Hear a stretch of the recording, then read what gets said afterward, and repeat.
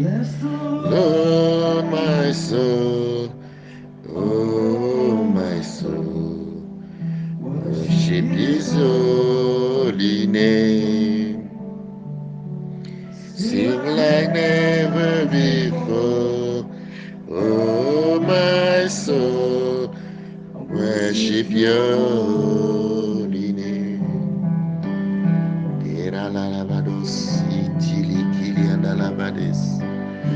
Yes, I bless Lord, oh my soul. Sing His holy name. Leanda labado sin ele. Leo sunti de labado yao yode. Yehowa yode. Ye branda labado sinti kala labado sinti kala labado. Lianda labado sinti labado sinti kala labado. Lianda labado sinti lianda labado.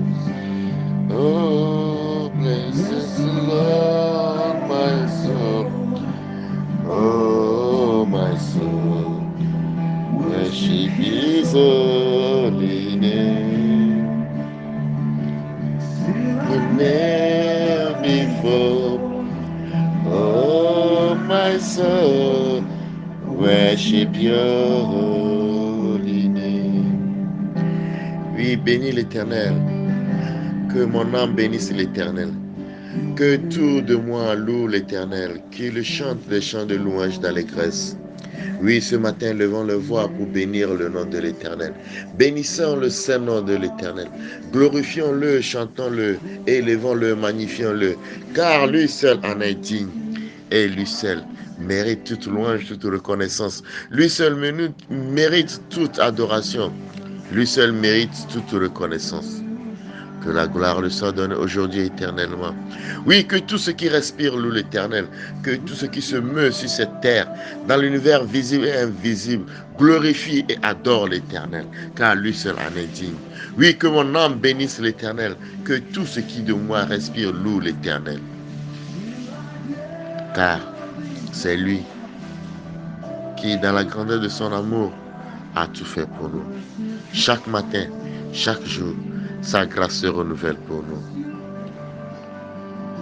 Son amour est là pour nous. Sa présence magnifiante et édifiante est là. Sa parole nous transforme chaque jour et chaque matin. Et c'est à ça que nous sommes attelés ce matin. Pour encore une fois, méditer sa parole, sculpter sa parole et en tirer les clés et les secrets. Que l'Éternel lui-même vienne sous le contrôle de son esprit, le Saint, le Divin, le Consolateur, le Restaurateur, nous illuminer, nous diriger et manifester sa sainte volonté dans nos vies et dans celle de toute l'Église entière. Bien-aimés dans le Seigneur, je suis votre serviteur Espoir, en collaboration avec la sœur Natacha, pour le partage et la méditation de ce jour. Aujourd'hui, nous sommes dans le second épître aux Corinthiens, au 10e chapitre. Saint Paul apôtre aux Corinthiens, 10e chapitre, du 1er au 18e. Où nous allons essayer de voir toutes les saintes paroles les paroles de sagesse que Paul adresse à l'église de Corinthe. Ensuite, voir quels sont les secrets, les clés et les révélations que nous avons reçues.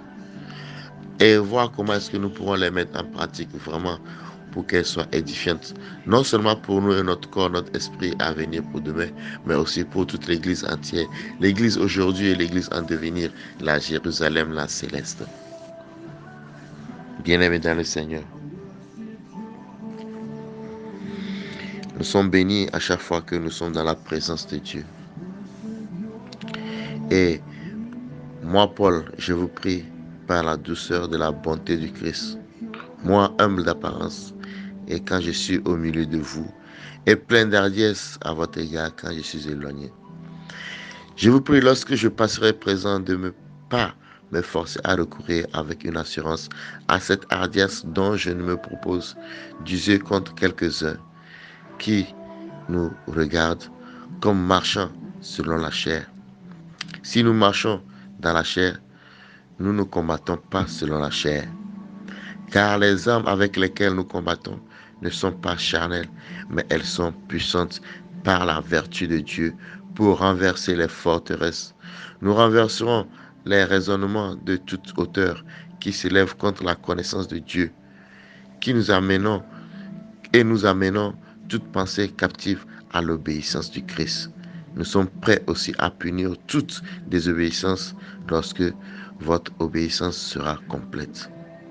Vous regardez à l'apparence si quelqu'un se persuade qu'il est de Christ, qu'il se dise bien en lui-même que, comme il est de Christ, nous aussi, nous sommes de Christ.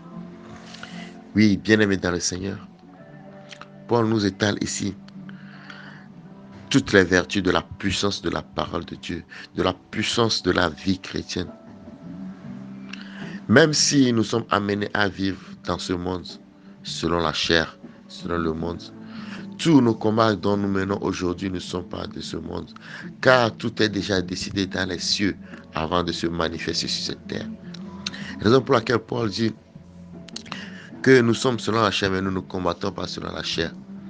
Mais nous avons une autorité que nous avons reçue, d'une puissance qui est celle qui dépasse toute autre autorité et qui est celle de la grandeur de Dieu, celle qui sort de la puissance de Dieu, celle qui sort de la grandeur, de la magnificence que Dieu a donnée dans sa parole, que Dieu a révélée à son peuple. Bien-aimés dans le Seigneur, les armes que nous avons aujourd'hui selon la parole sont des armes célestes. Des armes qui brisent tout fondement, qui brisent toutes les forteresses, des armes qui manifestent nos désirs selon que nous déclarons dans la parole. Et Paul nous met en exergue. Et il dit, selon cette parole, nous pouvons confondre tous ceux qui pensent pouvoir utiliser de quelque ruse que ce soit pour persuader le monde aujourd'hui présent. Oui, Paul peut le faire. Paul nous dit, si eux qui ont été investis de la puissance du Christ et la puissance de la parole peuvent le faire, ce que nous aussi aujourd'hui, selon la parole, nous pouvons appeler à l'existence ce qui n'existe pas. Détruire toutes les forteresses, détruire tous les fondements qu'ils paraissent dans ce monde. Et encore, amener la victoire depuis les cieux avant que cela ne se manifeste sur cette terre. Oui, nous sommes capables, dans la parole et sous l'onction de la puissance de notre Seigneur Jésus-Christ, sous le pouvoir que le Seigneur Jésus-Christ nous dit, car il est dit que tout pouvoir nous a été donné dans les cieux, sur la terre et sous la terre. Et qu'au nom puissant de Jésus, que tout genou fléchisse. Oui, ce qui fait que tout ce qui est dans les cieux, sur la terre et sous la terre, du premier au second au troisième ciel, ne peuvent pas se manifester seulement que selon la chair. Tel l'homme est corps, esprit et âme, telles les choses se présentent sur ce monde.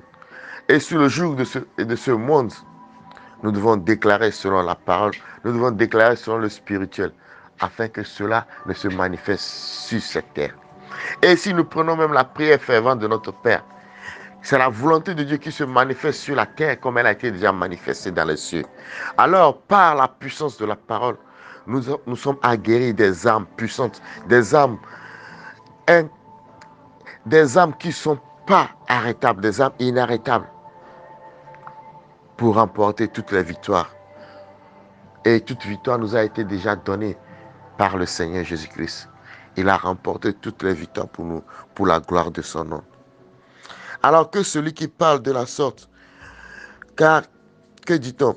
Ces lettres sont sévères et fortes. Pardon, nous revenons un peu au 9e verset qui dit, afin que, et quand même, je me glorifie un peu de trop de l'autorité du Seigneur, à donner pour votre édification et non pour votre destruction, je ne saurais en avoir honte, afin que je ne paraisse pas vouloir vous intimider par mes lettres, car, dit-on, ces lettres sont sévères et fortes, mais présentes en personne, il est faible et sa parole est méprisable.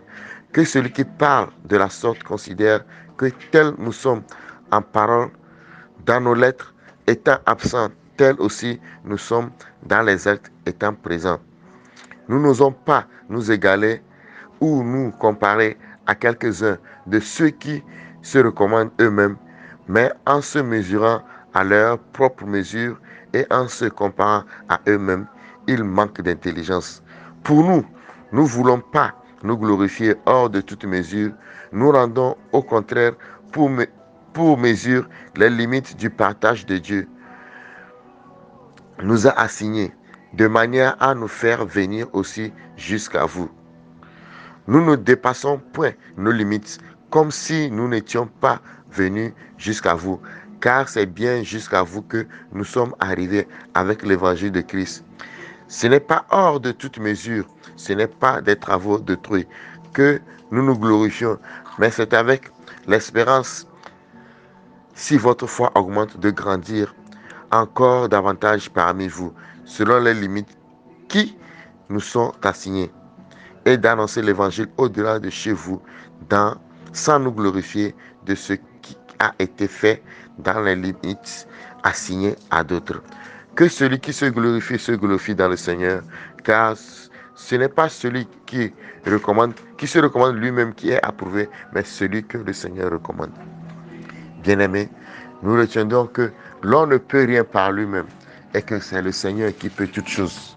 Oui, le Seigneur peut toutes choses et recommande toutes choses. Mais quand le Seigneur te recommande, tu es approuvé unanimement et définitivement. Mais si tu te recommandes par toi, par ta sagesse, par ton intelligence, insensé tu serais. Car nous sommes venus accomplir la mission, l'œuvre de Dieu, par nos propres œuvres, ni par notre propre intelligence. Bien-aimé dans le Seigneur, en toute humilité, que celui qui se considère du Christ, né de nouveau, s'attache à la parole et s'humilie devant la parole de Dieu, et en se laissant conduire par l'onction du Saint-Esprit, afin que tout soit selon la volonté de Dieu et que lui-même soit recommandé selon le Seigneur Jésus-Christ. Alors que si celui qui se glorifie selon le Seigneur, que celui qui se recommande selon le Seigneur, et que celui qui soit approuvé selon le Seigneur, selon la sagesse et selon l'inspiration, le don du Saint-Esprit, et non selon par sa propre connaissance. Bien-aimés dans le Seigneur, nous comprenons que la puissance que nous recevons, l'autorité que nous recevons de Dieu, nous vient par grâce et par le don du Saint-Esprit.